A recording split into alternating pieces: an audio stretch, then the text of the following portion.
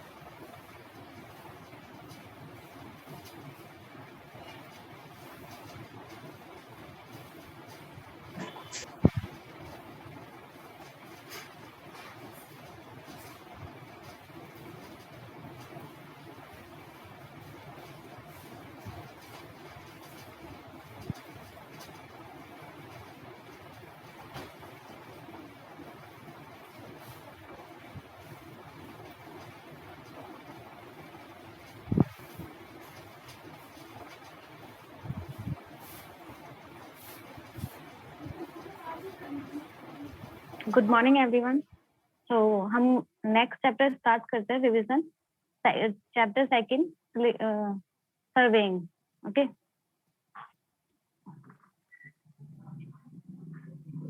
so first is, what is surveying? Surveying is the science and art of determining the relative positions of various points above, on or below the surface of the earth. Okay, surveying का मतलब क्या होता है? किसी भी area पे earth surface पे points को लोकेट करना, ठीक है, उनकी पोजीशंस निकालना, उनको डिटरमाइन करना, ठीक है, that is surveying. So the relative position between 2 points can be determined by the measuring horizontal distance and angle between 2 points, okay, and the vertical distance and angle between 2 points. So these are the measuring points. Okay, so सबसे पहले क्या निकालना होता है? Horizontal distance and vertical distance और उनके बीच का angle, 2 points के बीच का एंगल हम जो मेजर करते हैं वो सर्वेइंग में किया जाता है, ठीक है। फील्ड वर्क होता है ये, और सर्वेइंग को कई टाइप्स में डिवाइड कर रखा है, उनके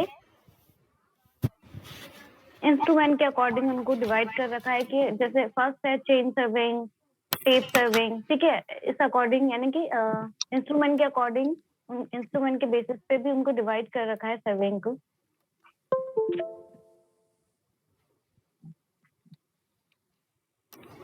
Yes, Mayank.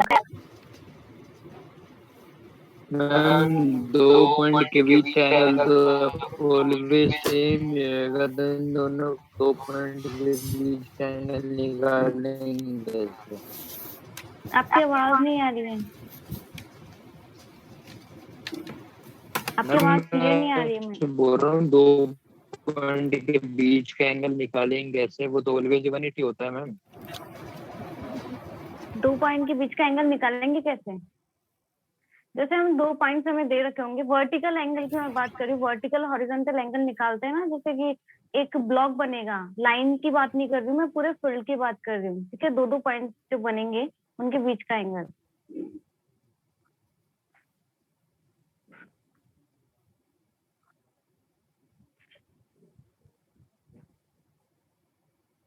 Yes ma'am. Yes, तो मैम इसमें ब्लॉक अलग अलग कैसे, मतलब 2 पॉइंट्स ही कंसीडर करने हैं कैसे? मतलब लाइक मैं फील्ड की बात करती हूँ, मैं चेन सर्वेइंग की जो बात कर रही हूँ, ठीक है। जैसे कि उसमें प्रिंसिपल भी होता है, एक प्रिंसिपल, ठीक है। 2 पॉइंट्स तो होने ही चाहिए, उनको रेफरेंस मान के हम थर्ड पॉइंट को मतलब लोकेट करते हैं, ठीक है, उनको इसको डिटरमाइन करते हैं, फिर इनके बीच का एंगल निकाला जाता है। ऐसे इस तरह से मैं बात कर रही हूँ। 3 पॉइंट के बीच का एंगल निकलेगा ना मैम? हाँ 3 पॉइंट्स के बीच का एंगल निकलता है। यहाँ पे एंगल्स की बात हो रही है, हॉरिजॉन्टल एंगल्स की, ठीक है। हॉरिजॉन्टल एंगल्स कैसे डिटरमाइन किया जाता है, वर्टिकल एंगल्स कैसे डिटरमाइन किया जाता है, ठीक है। और 2 पॉइंट्स के बीच का हम बात कर सकते हैं हॉरिजॉन्टल डिस्टेंस कैसे निकाला जाता है, जैसे कि चेन सर्विंग यूज करके, ठीक है, डिटरमाइन किया जाता है टेप सर्विंग यूज करके। ओके, नेक्स्ट इज तो इंस्ट्रूमेंट के अकॉर्डिंग सर्विंग को क्लासिफाई किया गया है, कैसे टेप सर्विंग हो गया, चेन सर्विंग हो गया। ओके, प्लेन टेबल सर्विंग होता है, प्लेन टेबल एक इंस्ट्रूमेंट होता है, ठीक है, जो कि मैप प्लॉट करने के लिए यूज किया जाता है, वही सेम प्रोसेस होता है उसका भी। And next is theodolite serving, ठीक है, जो प्लेन टेबल सर्वे और थियोडोलाइट सर्विंग है आपके अभी इसमें नहीं है, ठीक है, सिलेबस में। नेक्स्ट इज उसके classification of survey based on the nature of field, ठीक है, नेचर ऑफ फील्ड के अकॉर्डिंग भी सर्विंग को क्लासिफाई किया जाता है, जिसमें हम फर्स्ट बात करते हैं लैंड सर्विंग। लैंड सर्विंग में क्या होता है, natural and artificial features on the land such as river, lakes, streams, wood, hill, okay, hills हो गया, रूट्स, रेलवे, टाउन, इस अकॉर्डिंग उसको उनका सर्वेइंग किया जाता है, ठीक है। रिवर्स का सर्वे करना, लेक्स का, स्ट्रीम्स का, ठीक है, जंगल का सर्वे करना, या रेलवेज का, ठीक है। तो ये किस में आता है, लैंड सर्विंग में आता है। लैंड सर्विंग को भी 3 पार्ट्स में डिवाइड कर रखा है, सब डिवाइड कर रखा है। First is topographic survey, second is cadastral survey and the third one is city survey, ठीक है। मैंने कैडेस्ट्रल सर्वे बार बार आता है, कैडेस्ट्रल सर्वे क्या होता है, कैडेस्ट्रल सर्वे मैंने आपको बता रखा है, जो बाउंड्रीज बनाने के लिए, ठीक है। अगर प्रॉपर्टी की बात करें, जो प्रॉपर्टी की बाउंड्रीज वगैरह बनी हुई होती है, या जो गांव की है ना, विलेजेस की, सिटीज की, डिस्ट्रिक्ट या स्टेट की जो बाउंड्रीज बनी हुई होती है, marking the boundaries of the municipalities, villages, district, state etcetera, ठीक है। ये किस में आती है, सब कैडेस्ट्रल सर्वे में आती है। The survey made to mark properties of individual also come under the cadastral survey. Okay. Topographic survey क्या होता है, same plotting natural features like river, lakes, forests and hills as well as man-made features like roads, railways, towns, villages, canals. Okay. इनकी जो surveying की जाती है that is topographic survey, and the last one is city survey. Okay. Connection with the construction of street water supply and sewage lines fall under this category, ठीक है। Construction of गलियों का बनाना, ठीक है, और जो स्ट्रीट्स बनाई जाती है उनको कनेक्शन किया जाता है, वाटर सप्लाई के लिए जो सर्वे किया जाता है, या सिवेज लाइंस के लिए जो सर्वे किया जाता है, वो किस कैटेगरी में आता है, सिटी सर्वे में कंसिडर किया जाता है। Okay,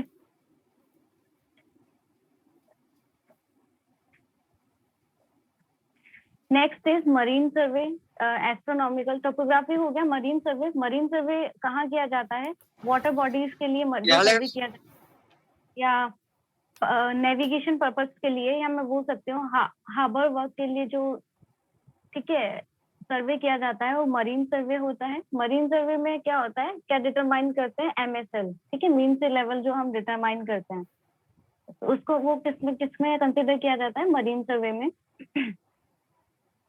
So the work consists in the measurement of discharge of stream, making topographic survey of shores and banks. Okay, determine the depth of the water and observing the fluctuation of ocean tides. ठीक है, ये किसमें consider किया जाता है, marine सर्वे में। एक होता है astronomical survey. So what is the astronomical, जो हेवनली बॉडीज होती है उनके ऑब्जर्वेशंस लेना, ठीक है, उनके ऑब्जर्वेशन लेना, रिकॉर्ड रखना, जैसे कि हेवनली बॉडीज लाइक सन, ओके, इनका ऑब्जर्वेशन लेना, ये किसमें कंसिडर किया जाता है, एस्ट्रोनॉमिकल सर्वे में। और ये हो गया नेचर के अकॉर्डिंग, ठीक है, नेचर फील्ड के अकॉर्डिंग क्लासिफिकेशन सर्वेइंग का। एक होता है classification based on the object of सर्वे, ठीक है, सर्वे के ऑब्जेक्ट के ऊपर डिपेंडेंट, लाइक इंजीनियरिंग सर्वे होता है, मिलिट्री सर्वे होता है, माइन सर्वे, जियोलॉजिकल सर्वे, आर्कियोलॉजिकल सर्वे, ठीक है। इंजीनियरिंग सर्वे जिसमें कि लाइक रेलवे, कुछ प्रोजेक्ट होते हैं engineering project, like railway project हो गया, इरिगेशन का प्रोजेक्ट हो गया, जिसमें कि क्या होता है, डैम्स, कैनाल्स, ओके, रिजर्वायर्स बनाए जाते हैं, इनके लिए सर्वे करना, या सिवेज के लिए, सिवेज लाइंस के लिए, वाटर सप्लाई के लिए, इन सब के लिए सर्वे करना किसमें कंसिडर किया जाता है, इंजीनियरिंग, ठीक है। इंजीनियरिंग बोला जाता है। नेक्स्ट होता है मिलिट्री सर्वे, ठीक है। मिलिट्री सर्वे में मिलिट्री के अकॉर्डिंग जो भी वर्क होता है, जो प्लान्स होते हैं, स्ट्रेटेजी होती है, वो सारा इंपॉर्टेंट होता है। माइन सर्वे में क्या होता है, एक्सप्लोरिंग मिनरल वेल्थ, ठीक है, माइन सर्वे के में इंक्लूडेड है। Geological survey that means finding different strata in the earth crust, ठीक है। अर्थ क्रस्ट पे जो मैंने बताया था, सॉइल से पहले जो टेस्टिंग की जाती है, वो सब उससे पहले जो सर्वेइंग की जाती है कि स्ट्रेटा कहाँ पे है, ठीक है, कौन सी डेप्थ पे है, तो ये जियोलॉजिकल सर्वे में आता है। और archaeological is the last survey type, okay. तो आर्कियोलॉजिकल सर्वे क्या होता है, अनअर्थ, जिसमें कि ओल्ड मॉन्यूमेंट्स डेटा कलेक्टेड, ठीक है, जो भी जितने भी मॉन्यूमेंट्स हैं ओल्ड, उनके जो डेटा रखा जाता है रिकॉर्ड करके, ठीक है, वो किसमें आता है, आर्कियोलॉजिकल सर्वे में। सो ये क्या थे सारे, ये टाइप्स ऑफ सर्वे थे जिसका आपको नॉलेज होना चाहिए। कुछ टाइप्स ऑफ सर्वे होता है, बीच बीच में ये पूछा, ये जो वोकेबलरी ये बार बार आती रहती है बीच बीच में, कैडेस्ट्रल सर्वे, ठीक है, ये सर्वे आते रहते हैं, तो उनका आपको बेसिक पता होना चाहिए कि आखिर होता क्या है। नेक्स्ट इज क्लास, जो फर्स्ट आपको बताया गया था, classification based on the instrument, ठीक है, थियोडोलाइट बार बार आता है। प्लेन टेबल सर्वे भी एक टाइप होता है, एक इंस्ट्रूमेंट होता है जिसपे कि सर्वे, जिसके अकॉर्डिंग सर्वे किया जाता है, जिसको यूज करके। चेन सर्वे आपका चैप्टर में है। टेप सर्वे, ठीक है, लेवलिंग हो जाता है, लेवलिंग आपके सिलेबस में था बट अभी, ठीक है, जो कि कट गया है ये पार्ट लेवलिंग का। कंपास सर्वे आपके सिलेबस में है, ठीक है। ये सारे इंस्ट्रूमेंट है जो कि सर्विंग में यूज किए जाते हैं। टैकोमेट्रिक सर्वे, ईडीएम और टोटल स्टेशन आपके सिलेबस में है, ठीक है, ईडीएम और टोटल स्टेशन यूज किया जाता है।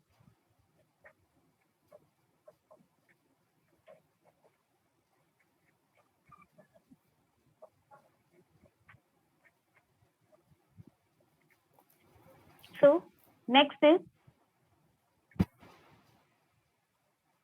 object of surveying, okay।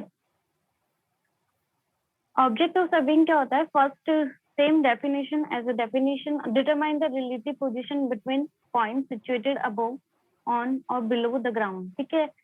क्या करना, पॉइंट्स को लोकेट करना या डिटरमाइन करना उनकी पोजीशंस को, है ना, जो भी पॉइंट्स हैं ऑन द ग्राउंड। नेक्स्ट होता है to locate points on the ground from the plan और मैप, ठीक है। आप सर्विंग क्यों कर रहे हो, फ्यूचर कंस्ट्रक्शन के लिए, ताकि आपको हेल्प मिल सके, जो भी आप मैप और जो भी आप रिकॉर्ड रख रहे हो उनसे, ठीक है। आपको बार बार सर्विंग ना करना पड़े उस एरिया में जिसमें आपने कर रखा है, ठीक है, तो आपने पहले से ही एलिवेशन वगैरह कैलकुलेट कर रखा है।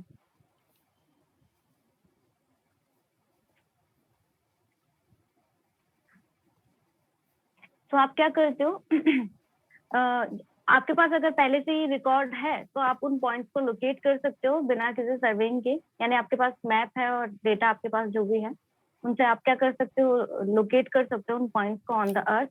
और अगर आपके पास पॉइंट्स डेटा नहीं है तो आप सर्वे वापस करोगे, स्टार्ट करोगे एंड देन आप मैप बनाओगे, ठीक है। तो ये सर्विंग के दो ऑब्जेक्ट होते हैं।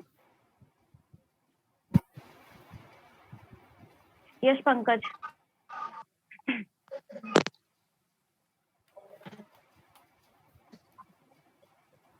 Excuse me ma'am. हाँ बोलो।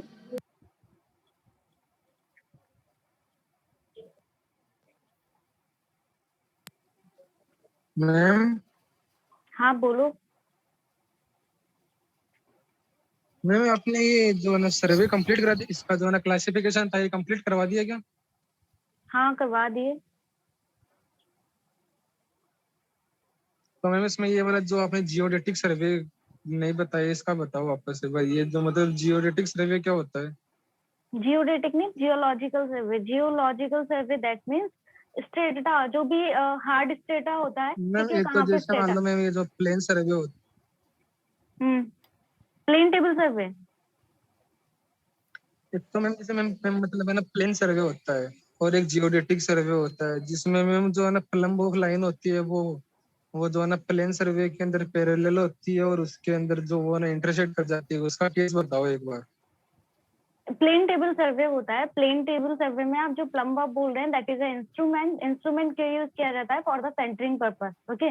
प्लेन टेबल सर्वे हम कोई सा भी इंस्ट्रूमेंट जहां भी लगाएंगे, ठीक है, फील्ड में जहां पे भी हम इंस्ट्रूमेंट को लगाते हैं वहां पे क्या होता है, सेंटरिंग की जाती है। फर्स्ट ऑफ ऑल सेंटरिंग का मतलब क्या होता है कि लेवल करना। किसी भी इंस्ट्रूमेंट को पहले फील्ड पे आप जहाँ पे भी ग्राउंड लेवल पे सेट कर रहे हो तो उसको सेंटरिंग करने के लिए प्लम बॉब लगाते हो, तो वो क्या होना चाहिए, जो भी आप लाइन ऑफ साइट है उसके पैरेलल होना चाहिए, ठीक है, इसका मतलब ये है। ओके पंकज, समझ आया ये चीज?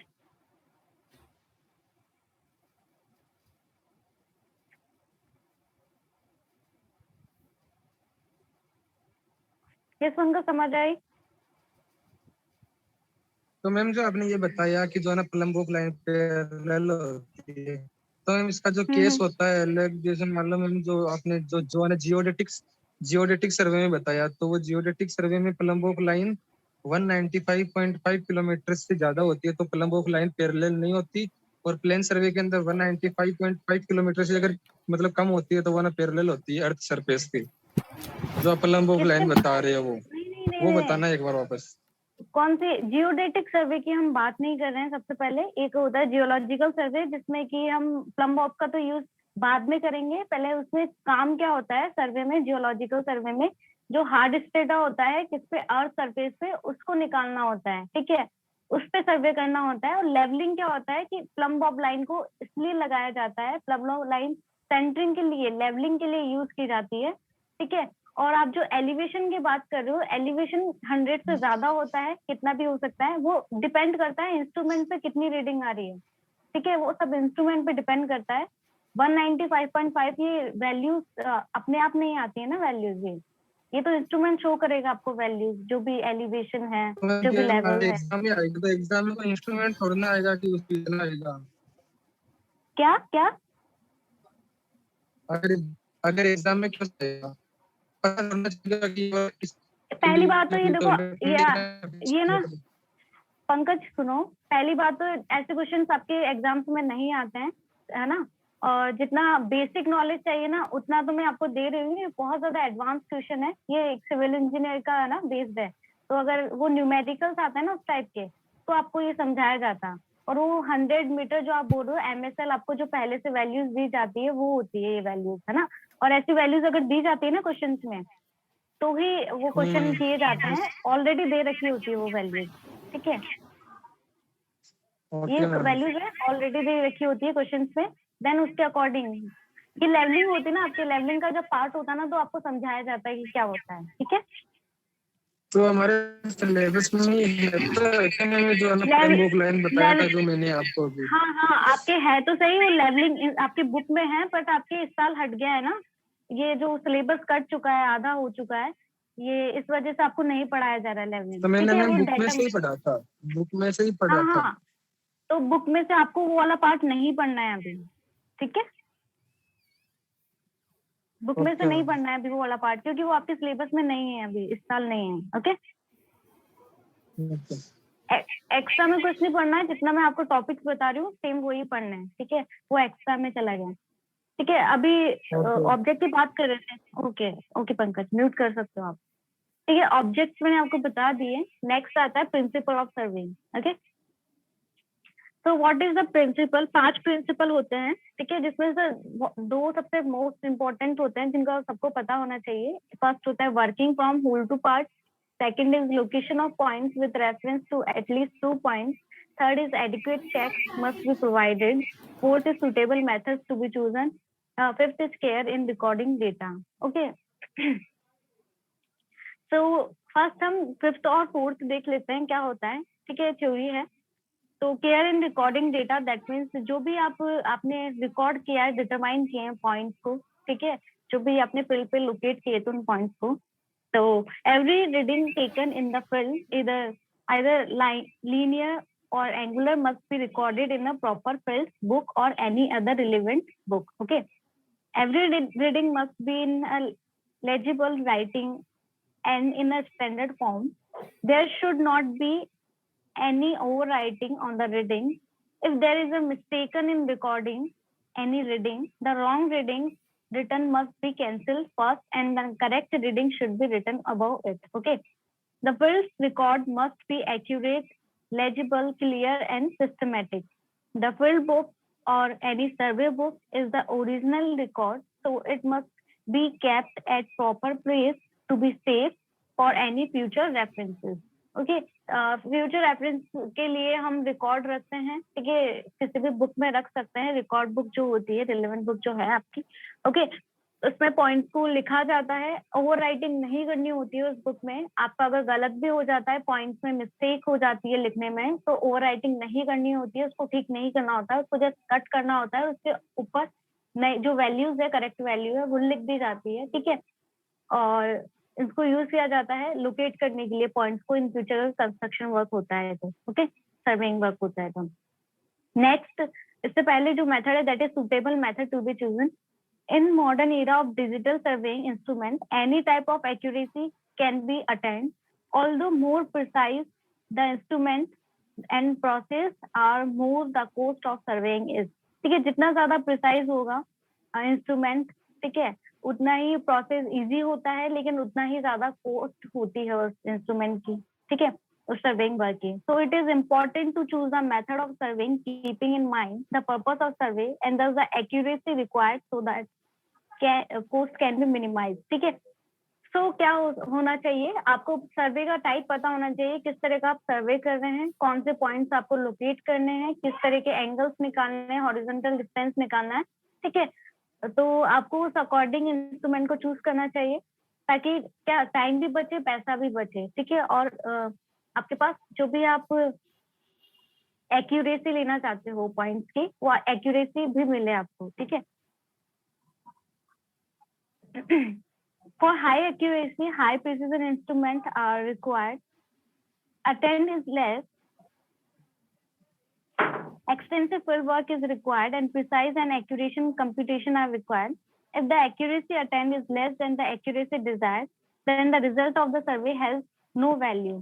ठीक है, जैसे आप एक्यूरेसी चाहते हैं, उस तरह की एक्यूरेसी आपको नहीं मिलती है, तो सर्वे करने का कोई मतलब नहीं होता है, okay. If the accuracy attained is less than the accuracy desired, then the result of the survey has no value. Similarly, if the accuracy of survey is more than the accuracy desired, then the survey work was not the most economical. It will lead to wastage of time and money. So it is utmost important to choose the best suitable method for surveying. Okay.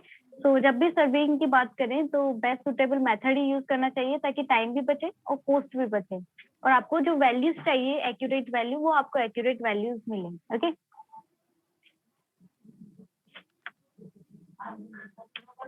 Okay, तो next हम बात करते हैं, next जो आपका method है that is, first हम बात करते हैं working from whole to part. Okay, working from whole to part क्या होता है?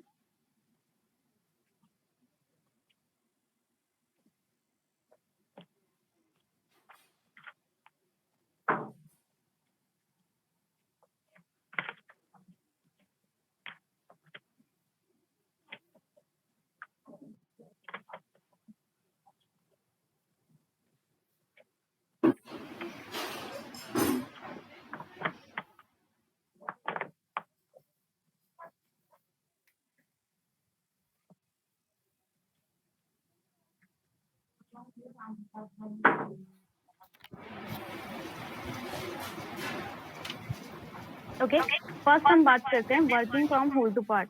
सबको दिख रहा होगा may be.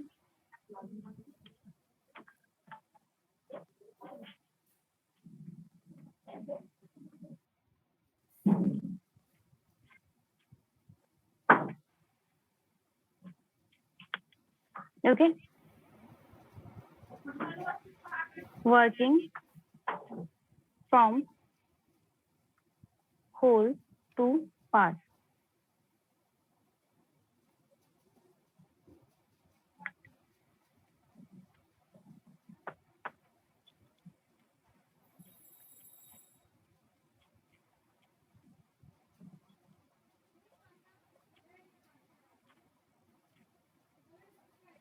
Yes Nafees. Ma'am blood है टेस्टिंग। ओके ओके, फोकस में नहीं है आपका वो कॉपी।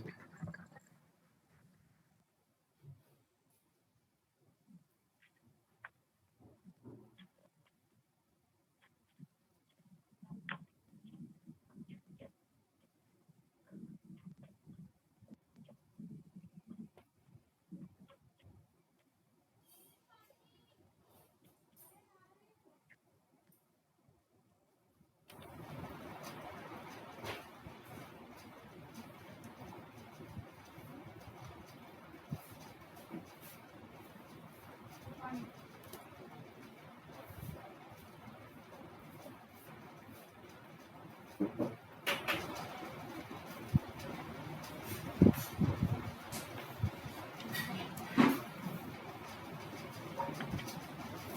है, working from whole to part first start करते हैं। Working from whole to part का मीनिंग क्या होता है? कोई भी हम पॉइंट्स लेते हैं, ठीक है, हमारे पास कंट्रोल पॉइंट्स की यहाँ पे बात होगी। कंट्रोल पॉइंट्स यानी जिसका हमें प्रॉपर्टीज पता होती है, ठीक है, जहाँ पे यहाँ पे क्या है, 2 पॉइंट्स है, ए और बी पॉइंट, ठीक है। ए बी पॉइंट्स कौन से होते हैं? जिनका हमें प्रॉपर्टीज पहले से पता हो, जो हमने डिटरमाइन कर रखे हो, ठीक है। ए और बी लाइन को आपने, ए और बी पॉइंट को आपने लोकेट कर दिया है फील्ड पे, और आपके पास आपको सर्वे करना है। कोई आपके पास 3 अदर पॉइंट्स हैं, that is C D E, ठीक है। आपके पास 3 पॉइंट्स है जिसका आपको सर्वे करना है। तो आप कैसे सर्वे करते हैं?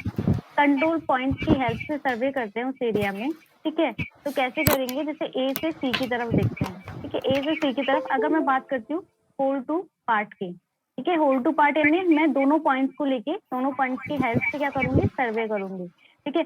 ए से सी की तरफ जाती हूँ तो कोई भी प्रॉब्लम नहीं आती है, कोई भी एरर नहीं आती है, ठीक है। तो आप जा रहे हो ए से सी की तरफ तो कोई भी एरर नहीं है। इसी तरह बी से डी की तरफ जाते हो तो कोई भी एरर नहीं आती है, ठीक है। बी से डी की तरफ जा रहे हो तो कोई एरर नहीं आ रही है। अगर मैं बात करती हूँ सी से ई की, सी के रेफरेंस मान के मैं ई की सर्वेइंग कर रही हूँ, ई पॉइंट को लोकेट कर रही हूँ। तो मैंने सी से ई की तरफ गई सर्वे करते हुए, मैंने चेन मेजरमेंट किया। तो मेरे चेन मेजरमेंट के टाइम में कोई भी एरर आ सकती है, टेम्परेचर एरर की वजह से या विंड की वजह से कोई एरर आ गई, ठीक है, that is E dash error, ठीक है। ई डैश कोई एरर आ गई। अगर मैं डी से ई की तरफ चलती हूँ तो कोई भी एरर नहीं आई, या थोड़ी बहुत एरर आ जाती है इससे भी, ठीक है, कोई भी प्रॉब्लम की वजह से। तो कौन सी एरर आती है? That is E dash error, okay. E dash error आने की वजह से यहाँ पे क्या होता है? ई डैश एरर आने की वजह से इसको कैसे रिमूव कर सकते हैं? वापस से हमें उसी पॉइंट पे जाना पड़ेगा जहाँ पे जिसको हमने रेफरेंस पॉइंट माना था, ठीक है। तो आप रेफरेंस पॉइंट की तरफ जाओगे, तो जैसे आप ई पे हो तो ई से वापस किस पे जाओगे? डी पे जाओगे, ठीक है। या ई से आप किस पे जाओगे? सी पे जाओगे। आपको ई पॉइंट से वापस बी पे नहीं जाना पड़ेगा और ए पे नहीं जाना पड़ेगा, ओके। ए और बी पे नहीं जाना पड़ेगा। तो आप क्या करोगे? सी पे जाओगे और वापस से सर्विंग करना स्टार्ट करोगे, मेजरमेंट लेना स्टार्ट करोगे। तो वो वापस हमें क्या मिलेगा? कैपिटल ई मिलेगा। और वापस डी से करोगे मेजरमेंट या सर्वे, जो आप चेन सर्वे यूज करके मेजरमेंट लोगे तो आपको वापस कैपिटल ई पॉइंट मिल जाएगा। तो आपके पास क्या हो जाएगा? एक स्ट्रेट लाइन आ जाएगी। आपने एक स्ट्रेट लाइन लेनी होती है, ठीक है, मेजरमेंट करना होता है, तो आपके पास एक स्ट्रेट लाइन आ जाती है, that is E A B point, ठीक है। अगर हम बात करते हैं part 2 whole, okay, part 2 whole की अगर हम बात करें तो क्या होता है? इसमें आपके पास पॉइंट्स होते हैं ए और B point, A and B point, ठीक है। तो आप इस पे कैसे सर्विंग करते हैं? सेम पॉइंट्स आपको लोकेट करने होते हैं, आपको जिनकी सर्विंग करनी है, that is C E and D, ठीक है। तो आप अगर पार्ट 2 होल की बात करूं तो होल से क्या था? हम दोनों तरफ से, हमारे पास 2 पॉइंट्स थे, दोनों तरफ से हम सर्विंग करना स्टार्ट कर रहे थे। अगर मैं पार्ट 2 होल की बात करती हूँ, मैं एक पार्ट से पूरी तरफ क्या करते हैं? सर्वे करते हैं। तो एक पार्ट से चलते हैं, हम एक ए से चलते हैं, ए से सी की तरफ जाते हैं तो कोई भी एरर नहीं आती है, ऐसा कंसिडर करते हैं, ठीक है। अगर हम चेन सर्विंग कर रहे हैं तो वहाँ पे कोई एरर नहीं आ रही है। सी से ई की तरफ जाते हैं तो कोई एरर आने स्टार्ट होती है, ठीक है, तो उसको हम मान लेते हैं ई डैश, ओके, कोई एरर आना स्टार्ट हुई। देन हम क्या करते हैं? ई को रेफरेंस मान के डी को उसको नेग्लिजिबल कर देते हैं, इस एरर को नेग्लिजिबल करके डी की सर्विंग करना स्टार्ट करते हैं। तो वो एरर ऐड होके आगे बढ़ जाती है, ठीक है। तो वो एरर क्या हो जाएगी? D dash plus D dash, ठीक है। यहाँ पे डी डैश कोई एरर थी तो इस एरर को हम नाम दे देंगे ई डैश प्लस डी डैश। और वो आगे अगर हम डी को रेफरेंस मान के डी की सर्वेइंग कर देते हैं तो वो एरर और बढ़ जाती है, वो क्या हो जाती है? B dash plus E dash plus D dash, ठीक है। वो काफी ज्यादा एरर हो चुकी है, तो हमें इसको ठीक करने के लिए वापस कहाँ पे जाना पड़ेगा? पॉइंट ए पे जाना पड़ेगा वापस से, ठीक है। तो इसलिए इस प्रिंसिपल को यूज नहीं किया जाता है, क्योंकि क्या होता है इसमें, ये काफी ज्यादा लेंथी होता है, टाइम कंज्यूमिंग होता है, और जब भी हमें एरर को रिमूव करना होता है, ठीक है, तो वापस रेफरेंस पॉइंट पार्ट की तरफ जाना पड़ता है, ठीक है, होल से वापस पार्ट की तरफ जाना पड़ता है। इसलिए हम जो प्रिंसिपल यूज करते हैं, कौन सा प्रिंसिपल यूज करते हैं? Working from whole to part, ठीक है, होल टू पार्ट का प्रिंसिपल यूज करते हैं। इसमें क्या होता है, जो भी एक्यूमुलेशन जो ऑफ एरर्स होती है उसको कंट्रोल किया जा सकता है, ठीक है। जो एरर्स है, जो ये जुड़ती जा रही थी, इनको जो यहाँ पे जुड़ती जा रही है, सेकंड वाले पार्ट में जो क्या हो रही है, एरर्स क्या जुड़ती जा रही है, तो इस वाले मेथड से, होल टू पार्ट मेथड से क्या कर सकते हैं, उस होल टू पार्ट मेथड के प्रिंसिपल से हम एरर को क्या कर सकते हैं, कंट्रोल कर सकते हैं, ठीक है। और ए और बी मैंने आपको बताया, इन पॉइंट्स को क्या बोलते हैं, कंट्रोल पॉइंट्स बोलते हैं, जैसे कि आपका डायग्राम में शो हो रहा था।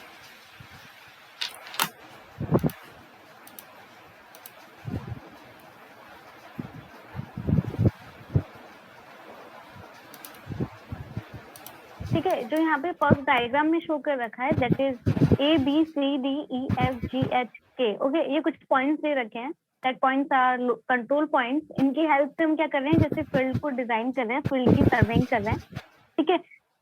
अगर ए को मैं कंट्रोल पॉइंट मान के, ये जो आपको स्मॉल ए दिख रहा होगा, ठीक है, स्मॉल ए, ठीक है, स्मॉल ए जो दिख रहा है, ये ए को रेफरेंस मान के कोई मैं स्मॉल ए का क्या कर रही हूँ, सर्वे कर रही हूँ, मैंने एस्टेब्लिश किया। ऐसे बी को मान के, बी को रेफरेंस मान के, ठीक है, स्मॉल बी का मैंने सर्वे किया।